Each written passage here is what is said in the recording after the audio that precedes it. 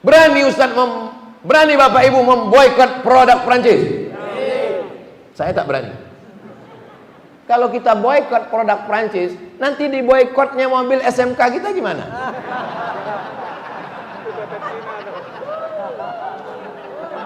Kenapa kalian ketawa? Dibalasnya nanti, sementara mobil kita dalam perjalanan nih mau dipasarkan di Uni Eropa. Astagfirullahaladzim. Inilah jamaahnya. Awak serius sudah ketawa.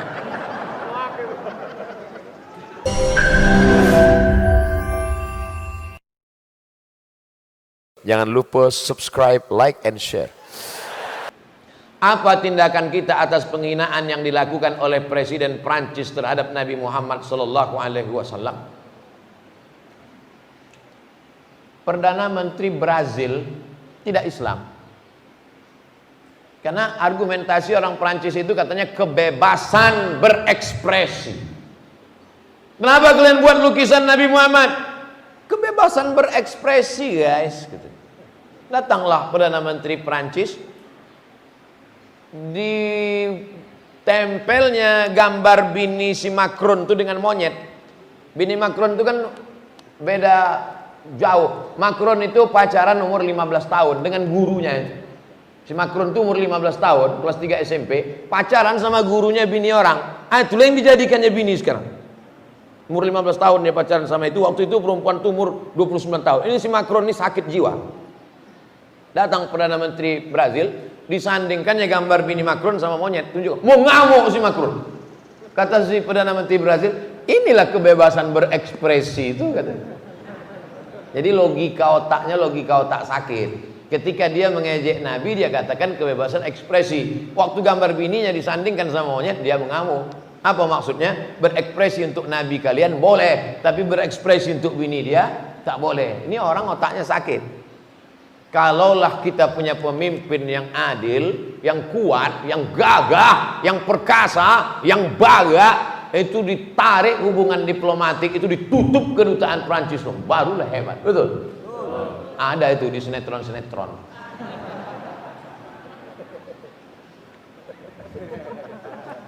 Di alam nyata tak ada, di alam gaib ada. Paling tidak kita embargo produk-produk Prancis. Itu kekuatan terakhir. Tidak ada kekuatan umat lain. Kekuatan memboikot produk-produk. Berani Ustaz, berani Bapak Ibu memboikot produk Prancis? Saya tak berani.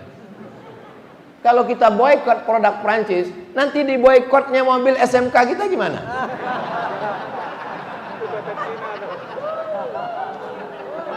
Kenapa kalian ketawa? Dibalasnya nanti, sementara mobil kita dalam perjalanan nih mau dipasarkan di Uni Eropa. Astagfirullahaladzim. Inilah jamaahnya. Awak serius sudah ketawa. Tindakan yang seharusnya dilakukan oleh pemimpin, udah jelas dah. Patut kertas ini warna kuning. Tahu jamaah. Inilah.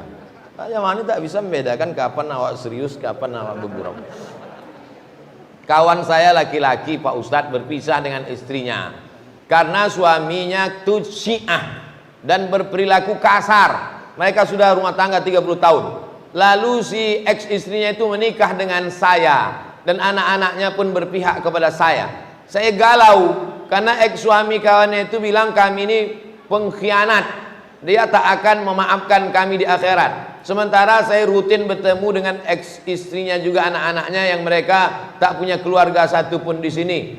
Kalau dia sudah cerai, kau nikahi itu istrinya itu, kau jaga anaknya, jaga akidahnya supaya dia tetap ahlus sunnah wal jamaah. Lakinya yang mengatakan pengkhianat ini, kau lapor ke Polda penistaan nama, kau penjarakan dia, kau benamkan dia dalam penjara. Udah jelas? Nah, udah lakukanlah. Yang tanya juga lagi. Kadang orang ini masih bertanya. Nanti pengajian lagi tanya, jangan tanya, langsung. Hari ini tak buka kantor polisi, Senin kau masukkan dia, laporkan. Saya yang ngejek-ngejek saya itu saya laporkan, mencret dia. Kalau kita punya tabungan syariah Bank Riau Kepri, tahunya ada undian dapat hadiah, apakah uangnya itu riba Pak Ustadz?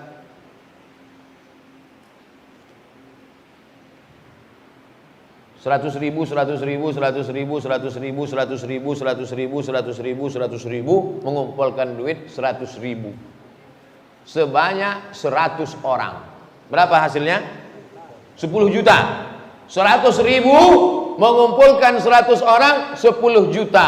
Habis itu mereka masukkan ikan emas ke dalam satu kolam besar. Ikan itu kenyang, dipancing.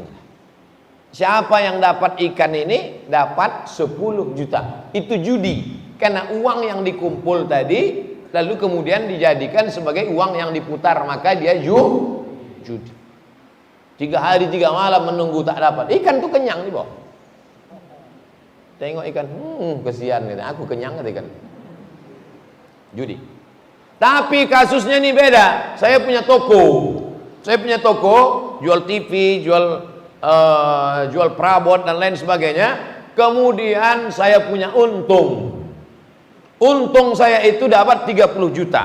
Tidak ada hubungan dengan mereka, karena ini untung saya punya saya. Lalu kemudian saya undi pembeli saya, lalu kemudian mereka dapat umroh. Boleh apa tak boleh? Boleh, karena bukan uang yang diputar, tapi hasil keuntungan. Aslinya uang itu punya saya, milik saya. Begitu juga dengan ini, uang ini milik bank syariah. Bank syariah itu halal, karena bagi hasilnya itu mudharabah, karena bagi hasilnya itu murabahah. Dibenarkan menurut Dewan Syariah Nasional, menurut hukum Islam ahli-ahli fikih. Duit itu milik bank syariah, tapi karena dia mau menarik nasabah, diundi, maka hasilnya itu halal. Kalau tak mau terima, kasih ke saya. Pagi ini juga, secepatnya, sebelum merubah pikiran. Nanti langsung kita adakan penyerahan ke Yayasan Tabung Wakaf Umat. Saya tunggu. Bagaimana hukumnya kalau kita berobat dengan non-muslim? Kalau sudah mati semua dokter di Pekanbaru, tak ada lagi dokter Islam. Adalah dokter terakhir di dekat simpang Damai Langgeng. Begitu sampai di situ, dokter itu pun sakratul maut. Tak ada lagi. Tinggallah satu-satunya ini, dan dia orangnya amanah. Saudara kita yang non muslim, la yanhakumullahu 'anil ladzina lam yuqatilukum fid din wa lam yukhrijukum min diyarikum. Kalau yang non muslim itu tidak mengusir kamu dari kampung halaman kamu, tidak membunuh kamu, tidak memusuhi agama kamu, tidak menyebarkan karikatur mengejek nabi kamu, dia baik dengan kamu. Antabarruhum, kau buat baik sama dia. Wa tuqsitu ilaihim, bersikap adillah kepada dia. Boleh dengan syarat dan ketentuan berlaku.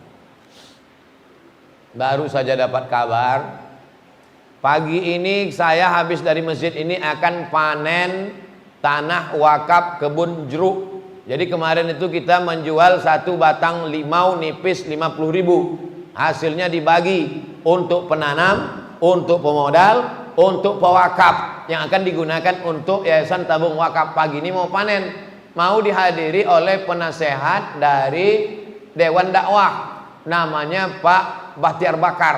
Meninggal dia pagi ini. Niat baiknya sudah sampai untuk Pak Bahtiar Bakar dan orang-orang soleh. Al-Fatihah. A'udzubillahi minasyaitonirrajim. Bismillahirrahmanirrahim. Alhamdulillahirabbil alamin arrahmanirrahim maliki yaumiddin. Iyyaka na'budu wa iyyaka nasta'in shiratal mustaqim shiratal ladzina an'amta 'alaihim ghairil maghdubi 'alaihim waladdallin. Amin. Allahumma shalli ala sayyidina Muhammad wa ala ali sayyidina Muhammad. Apa hukumnya memelihara reptil, ular, iguana? Nabi Shallallahu Alaihi Wasallam ada sahabat namanya Abu Umair. Abu Umair ini memelihara burung. Nama burungnya Nughair. Yang punya burung Umair. Nama burungnya Nughair. Nughair itu artinya burung pipit. Dulu burung gereja, pindah ke masjid burung mu'alaf.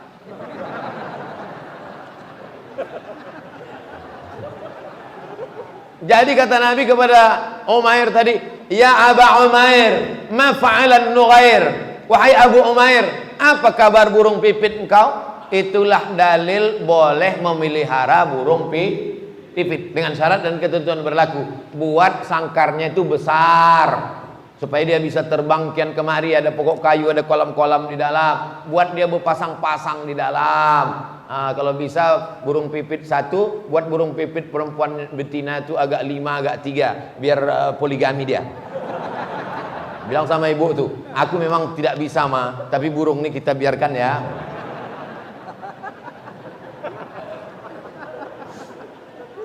Jangan tersiksa dia di situ. Lalu kemudian bisa tak dikiaskan burung ini Pak Ustadz kepada reptil, ular sawah dan lain sebagainya? Inilah yang saya belum ketemu titik. Kok bisa dia menyamakan ular sawah, apalagi ini ular ini kan banyak sebagian kita menjijikkan. Maka dalam Islam itu apa kadar standar keislaman seseorang itu, bagaimana kita mengukur kualitasnya? Min husni islamil mar'i tarkuhu ma la ya'nihi. Kalau mau menengok kualitas keislaman seorang, tengoklah dia meninggalkan sesuatu yang tak penting. Ada orang memelihara ular sawah, ular tuh makan daging, dia makan ikan asin. Memelihara ular sawah, budgetnya 1 bulan 3 juta. Ada anak yatim tak bayar uang sekolah di Pekanbaru, nih jual tisu di lampu merah. Lebih sayang dia sama ular daripada anak yatim. Fadzalikal ara'aital ladzi yukadzibu bid-din fadzalikal ladzi yad'ul yatim. Oleh sebab itu maka saya pribadi lebih setuju kalaupun mau melihara burung seperti yang dalam hadis. Adapun ini lebih baiklah budgetnya itu. Ada orang memelihara anjing herder untuk sampo anjingnya aja budgetnya sampai 500.000 untuk sampo anjing, belum lagi dokter anjing, belum lagi makanan anjing. Sementara dia pun ke dokter tak pernah. Dia pun pakai sabun telepon. Tahu ibu sabun telepon kan? La ilaha illallah Muhammadur Rasulullah. Lebih menyalurkan hobi lagi pula. Dulu saya pernah memelihara burung serindit. Tahu burung serindit? Khas Riau itu burung serindit.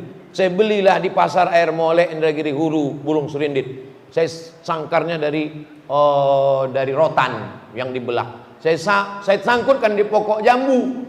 Begitu balik sekolah, waktu itu masih sekolah, balik sekolah aku tengoklah burung serinditku itu dikerubungi semut angkrang.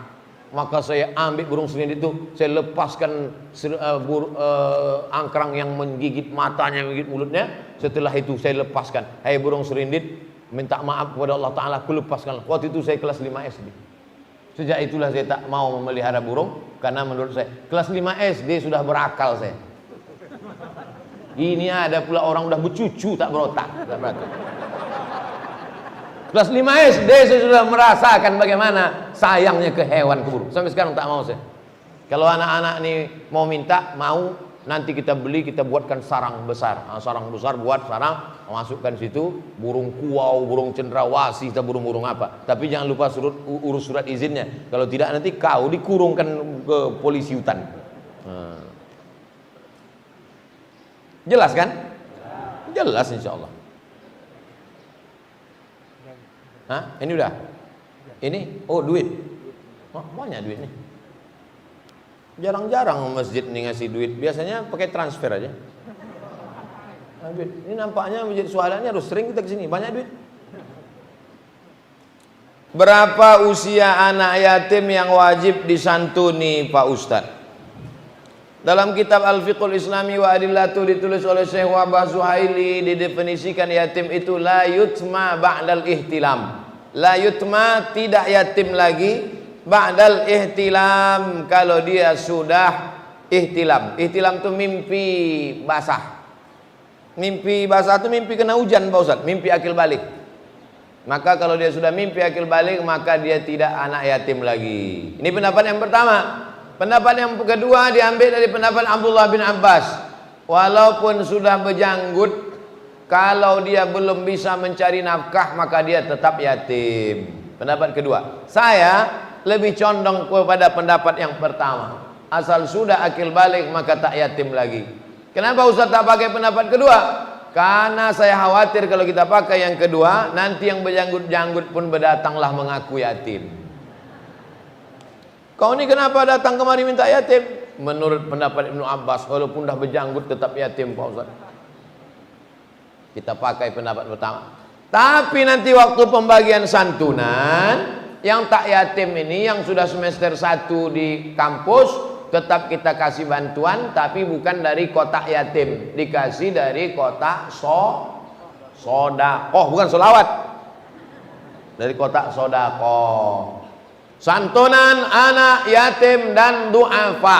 Yang yatim kasih dari kotak yatim.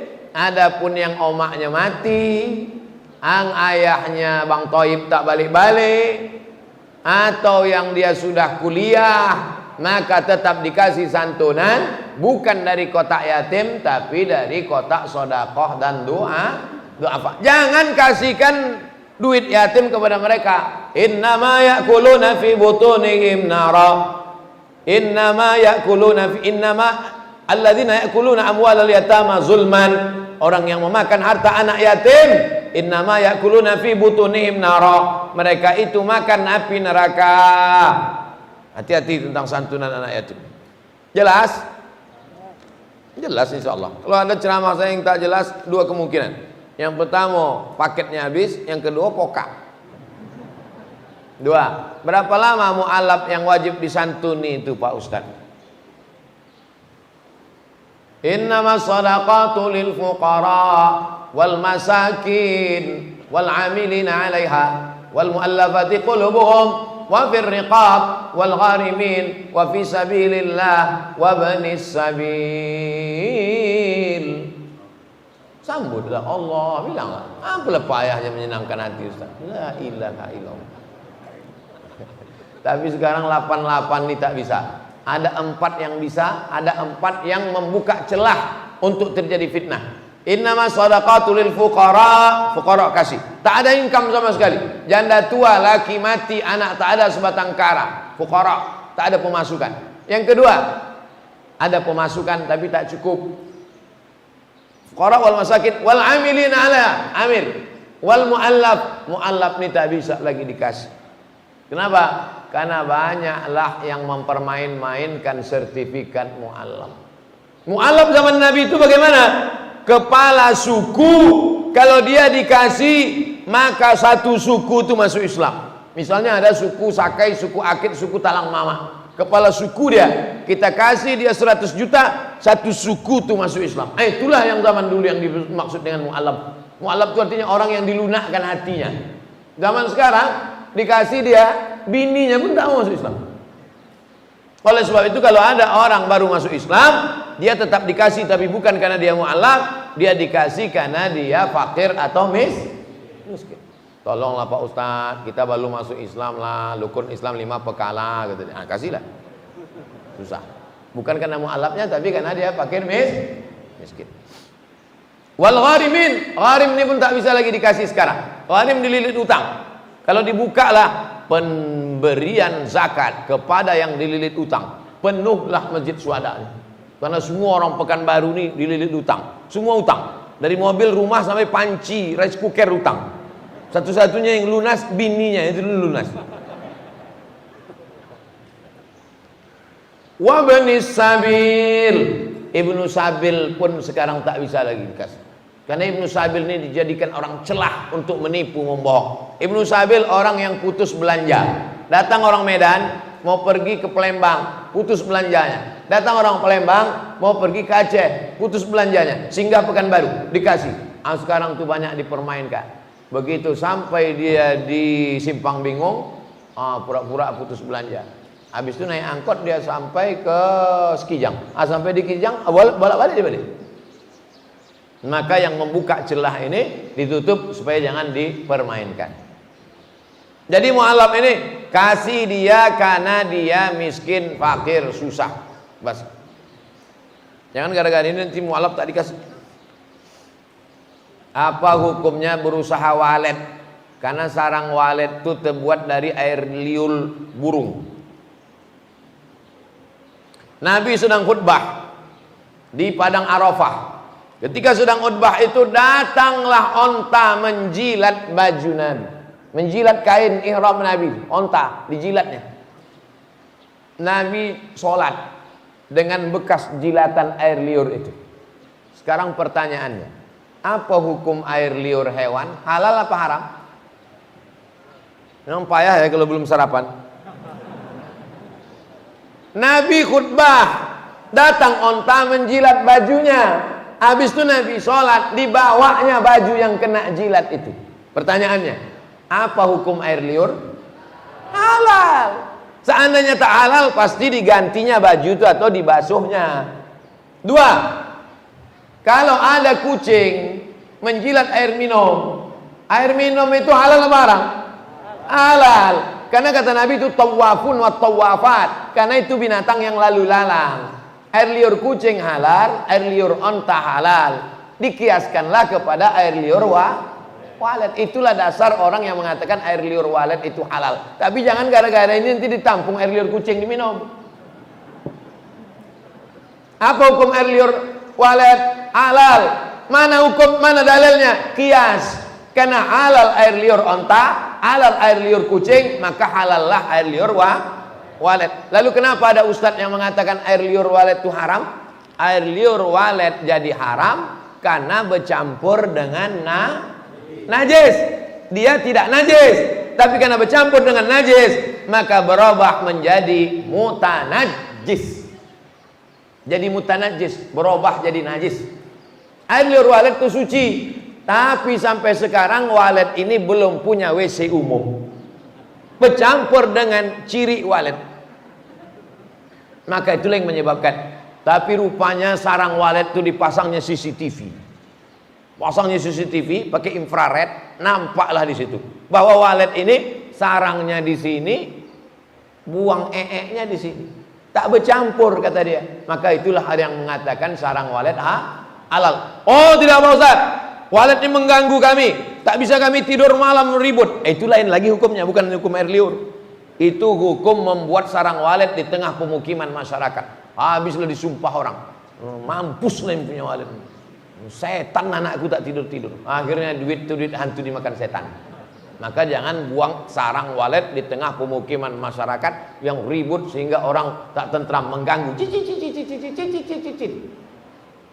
Iman ini kata Nabi bid'un wa sab'una syu'bah, 70 sekian cabang. A'laha yang paling tinggi la ilaha illallah, yang paling rendah imatatul adza 'anit thariq, membuang sesuatu yang mengganggu di jalan. Itu iman. Mengganggu di jalan, buang. Mengganggu telinga orang, terganggu anak orang tak bisa tidur tengah malam. Tak tidur malam. Ustadz katanya umat Nabi Muhammad menjadi 73 golongan. Jadi golongan mana yang benar tuh Pak Ustadz? Iftaraqatil yahud ala 71 firqah. Yahudi terpecah 71. Iftaraqatin nasara ala 72 firqah. Nasrani terpecah jadi 72. Iftaraqat ummati ala 73 firqah. Umatku terpecah jadi 73. Mana yang paling banyak? 73. 71, 72, 73 bukan angka nominal, tapi menunjukkan banyak. Yahudi banyak, Nasrani lebih banyak, umat Islam lebih banyak. Siapa yang paling selamat ya Rasulullah? Al-firqah an-najiyah, kelompok yang selamat. Siapa itu? Ma ana alaihi wa ashabi, mereka yang ikut jalanku dan ikut jalan sahabat-sahabatku. Kita inilah yang selamat karena kita yang hadir di masjid ini melaksanakan sholat subuh berjamaah, yang ikut majelis ilmu, membaca kitab-kitab sunnah, maka kita adalah ahlus sunnah wal jamaah. NU, Muhammadiyah, Perti, Persis, Al-Wasliyah, Nahdlatul Watan, FPI, itu semua adalah organisasi sosial kemasyarakatan. Yang dimaksud dengan ahlul bid'ah dolalah adalah Khawarij, Mu'tazilah, Qadariyah, Syiah, Jabariyah, Khalqil Quran. Itu yang disebut dengan ahlul bid'ah. Bukan orang yang kunut subuh, bukan orang yang zikir jahar, bukan orang yang maulid Nabi, bukan orang yang maulidan, solawatan, yasinan. Jadi jangan asal main tuduh-tuduh saja. Saya tak akan pernah capek menjelaskan itu. Sampai orang yang bertanya ini capek, baru saya capek menjawab. Saya bertanya, apa benar ada hadis menyatakan bahwa seorang istri yang ridho suaminya nikah lagi merupakan jalan pintas menuju surga?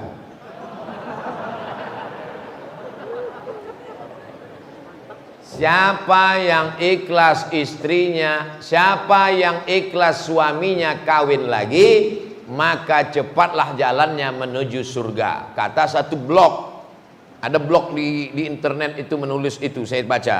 Lalu dibalas sama yang blog satu lagi, siapa yang ikhlas membawa istrinya belanja ke mall, maka dia masuk surga. Yang ini membuat blognya adalah suami yang mau kawin lagi. Yang ini yang membuat blog ini persatuan perempuan yang mau dibawa suaminya belanja ke mall. Jadi mereka ini perang, cuman bawa hadis, tak hadis siapa dibawanya. Yang ada dalam hadis itu bunyinya begini, innama huwa jannatuki wa naruki. Begitu bunyi hadisnya. Hai perempuan, huwa suamimu ini jannatuki wa naruki. Dia bisa jadi surgamu, dia bisa juga jadi neraka. Hadis yang lain, lau kuntu amiran ahadan ayyasjuda ala ahadin. Seandainya manusia ini boleh sujud kepada manusia, boleh tak manusia sujud kepada manusia?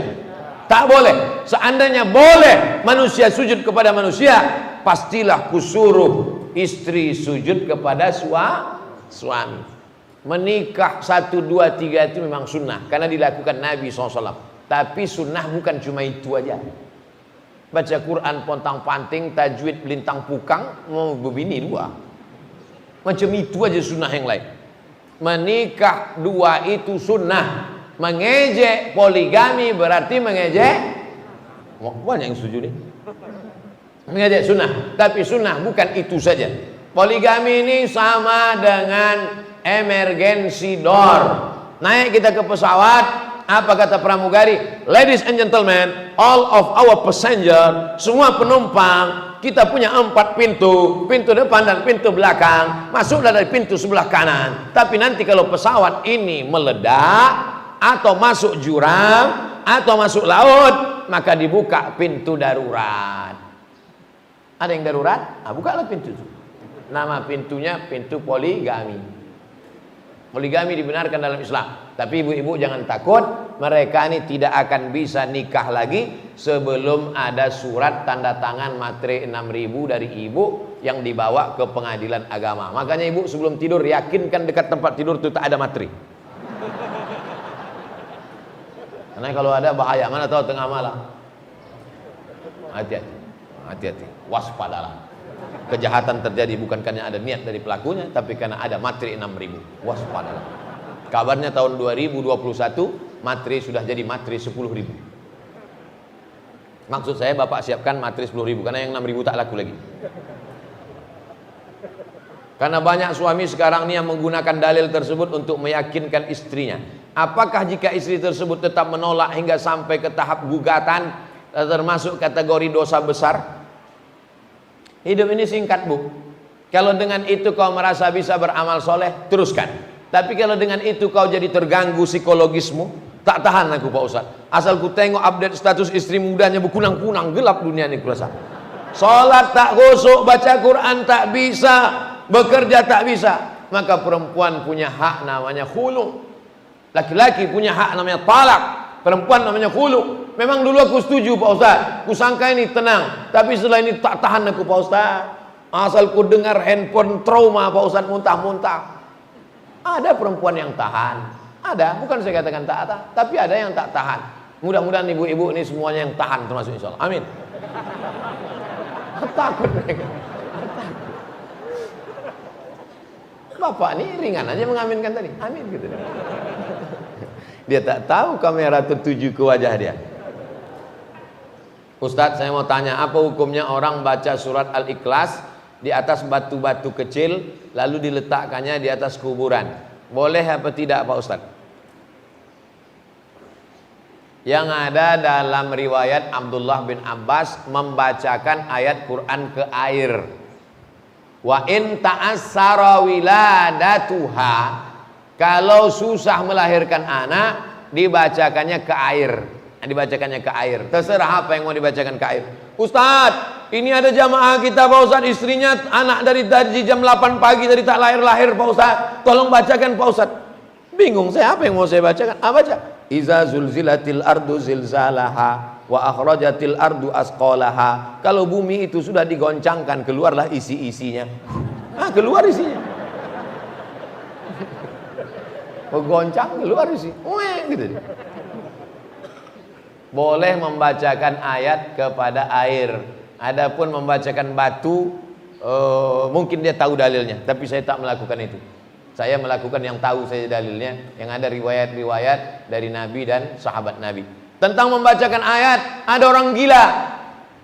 Ada orang gila di kampung tuh, datang sahabat ini dibacakannya la Fatihah tak berhenti-berhenti sambil menahan air liur. Bismillahirrahmanirrahim. Alhamdulillahirabbil alamin arrahmanir rahim maliki yaumiddin iyyaka na'budu wa iyyaka nasta'in ihdinas siratal mustaqim amin. Bismillah sampai air liur banyak. Sudah banyak dikumur, dibacakannya, dihembuskannya ke orang gila. Sehat orang gila itu. Riwayat yang ketiga, Abdullah bin Abbas. Yang kedua tentang orang gila. Yang ketiga adalah kepala suku. Waktu itu sahabat Nabi mau menumpang tidur. Boleh kami numpang tidur sini? Tak boleh. Akhirnya pergilah sahabat Nabi dari. Ketika mereka pergi, datang orang menyusul dari belakang. Sahabat Nabi, ini kepala suku kami kena sengat kalajengking. Tolong kalian doakan. Balik lagi mereka, dibacakannya Al-Fatihah ke air, dikasihkan minum, disapukan ke bekas kalajengking tadi, sehat. Dikasih mereka kambing 30 ekor. Datang sahabat Nabi tadi bertanya ke Madinah, ya Rasulullah, ada kepala suku sakit kena sengat kalajengking, kami bacakan Al-Fatihah ke air, kami minumkan, kami usapkan, sehat dia, dikasihnya kami kambing 30 ekor. Boleh tak, halal tak kami terima kambing ini? Kata Nabi, kasihlah aku sebagian, kata Nabi SAW.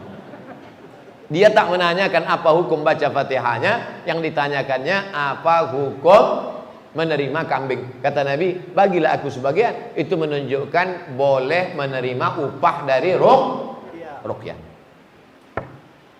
Ustaz, kalau dikasih orang duit ruqyah, Ustaz terima? Enggak. 30 ekor kambing, mau. Bukan untuk saya serahkan ke tabung wakaf, biar dipotong dibagi ke fakir miskin, anak yatim. Saya untuk apa makan kambing? Maulaya salli wa sallim daiman ala habibika khairil khalqi kul Muhammadun asraful a'rabi wal ajami Muhammadun khairu man yamshi ala qadami. Habis pula suara. Kalau ada suara saya tadi, saya habiskan. Banyak-banyak berselawat kepada Nabi. Ini ada lukisan yang digambar, cuman giginya keluar, biji matanya keluar. Ini nampaknya Ustadz sedang bersuara keras ini gambarnya. Kajian subuh bersama Ustadz Somad di Masjid Suhada. Mohon doanya Ustadz. Dulu doakan Ustadz 5 tahun lalu di Masjid An-Nur, Muhammad Imad Hasan Al-Fayad, kelas 2 SDIT Fatimah Cipta Karya. Kalau sayang kepada anak kecil termasuk memuliakan Allah SWT. Mana yang punya lukisan? Mana anak kecil? Maju sini. Masya Allah, mudah-mudahan jadi anak soleh. Amin. Tegak sini, Fayad. Oh, ganteng.